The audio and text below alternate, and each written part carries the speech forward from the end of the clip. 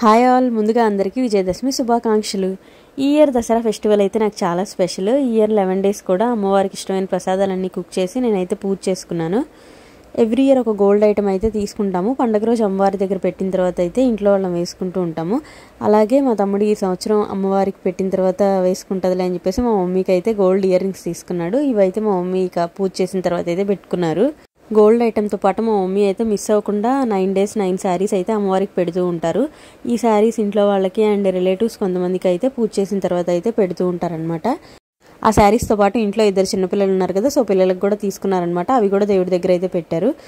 ఈ శారీస్తో పాటు ఈ ఇయర్ అయితే ఇంకొక స్పెషల్ ఉంది. మా ఇంటి దగ్గర గుడి దగ్గర అయితే అమ్మవారి విగ్రహం పెట్టి 11 రోజులు పూజలు జరిపించిన తర్వాత అమ్మవారికి కట్టిన శారీస్ అయితే వేలం వేశారు. సో ఆ వేలంలో మా తమ్ముడు అయితే కొన్ని శారీస్ అయితే తీసుకున్నాడు ఇంట్లో అందరికీ.